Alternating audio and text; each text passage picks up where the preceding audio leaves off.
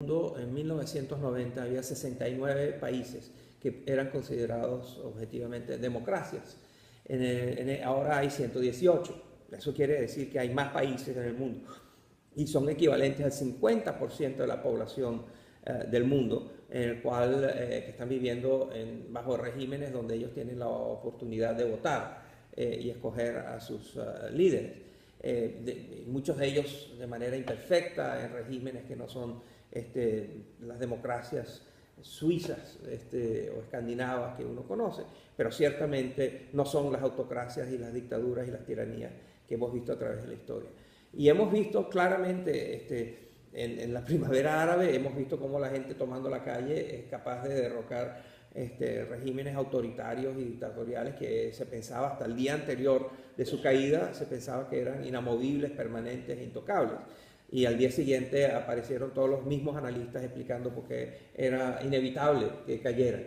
El patrón es que hasta que no caen, las dictaduras son consideradas permanentes y al día siguiente hay una avalancha de análisis académicos que explica por qué era inevitable su caída.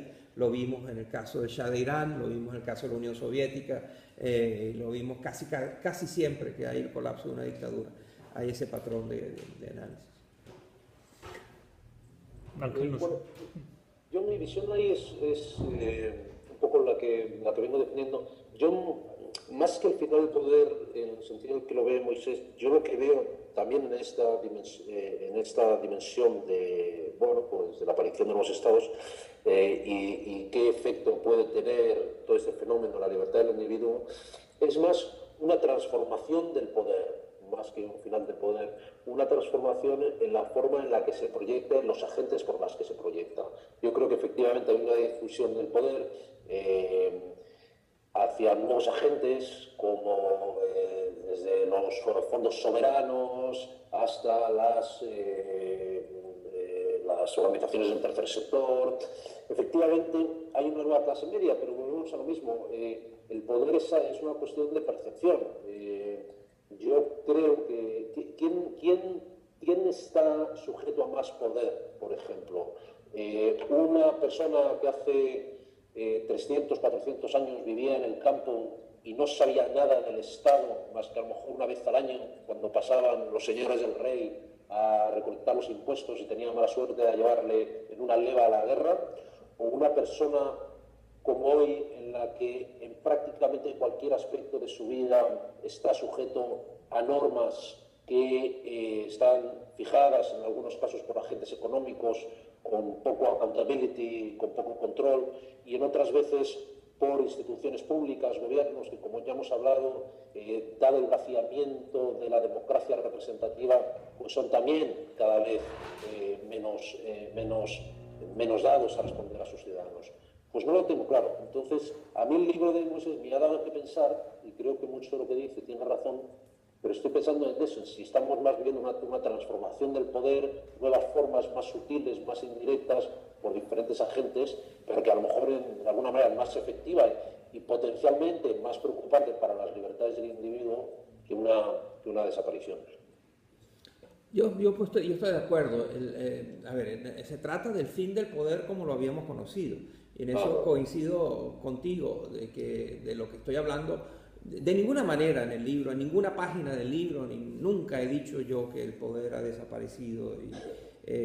Yo más bien hago esfuerzos por comunicar claramente en varias páginas del libro y en todas mis conversaciones y entrevistas de que el poder sigue existiendo.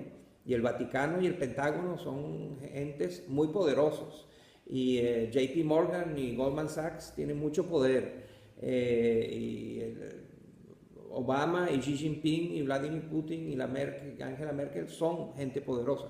Así que claro que sigue habiendo poder. Pero mi argumento, que creo que lo demuestro con mucha evidencia, es que esos poderosos tienen más restricciones para ejercer su poder. Y que esos poderosos tienen más limitada su estadía en el poder que antes y que pueden hacer menos cosas con ese poder de lo que se podía hacer antes. Y con respecto a cómo se ejerce el poder, pues, sí, pregúntale a Mubarak si hoy en día él tiene más poder que antes o no, o a Ben Ali o a al mismo gobierno sirio.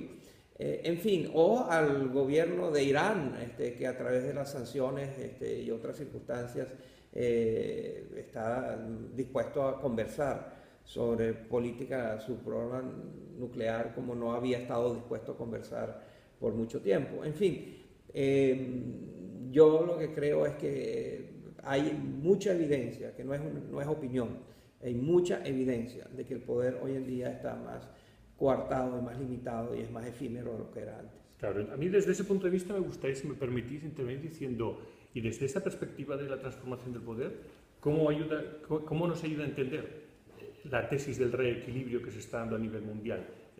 Para aquellos que sostienen que Estados Unidos y sobre todo Europa están perdiendo poder mientras que otras regiones suben. Pero claro, si al mismo tiempo ese poder está cambiando, ¿tu perspectiva cómo nos ayuda a entender hacia dónde va ese nuevo cambio?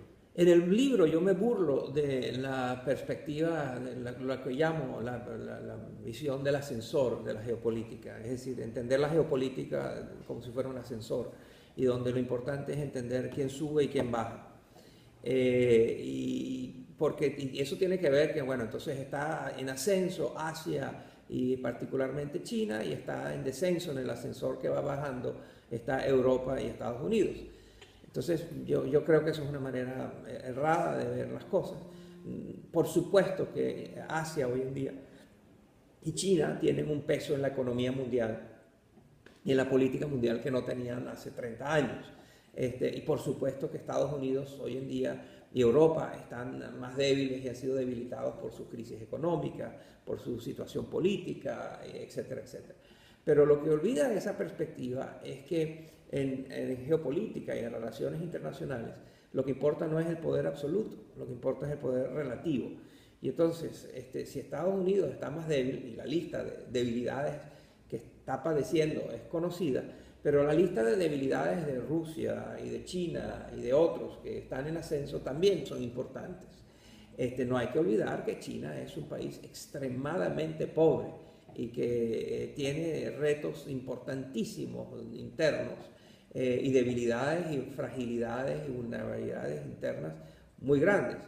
Y entonces eso, cuando uno simplemente toma el ascensor y empieza a medir quién sube y quién baja, se pierde de vista primero que todo, que el poder importante en las relaciones internacionales es el poder relativo, y segundo, cuáles son las debilidades de los respectivos actores.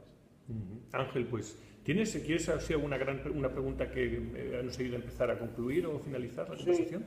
Bueno, dos cosas muy breves. Una, para completar esto, yo sí que creo que hay una conclusión interesante de los argumentos de Moisés para el entorno geopolítico, ¿no? Y es que esa, diríamos, dificultad para proyectar el poder por parte de los que hasta ahora lo tenían, pues conforma un escenario geopolítico global más complejo. Algunos hablan pues, de la multipolaridad, Bremer habla del G0, etc. Pero sí que parece verdad que el poder es más difícil de utilizar ahora por los que hasta hace no mucho eran más capaces de proyectarlo. Coge el país de el ejemplo de Estados Unidos, ¿no? No han sido capaces de pacificar Irak, no han sido capaces de pacificar Afganistán,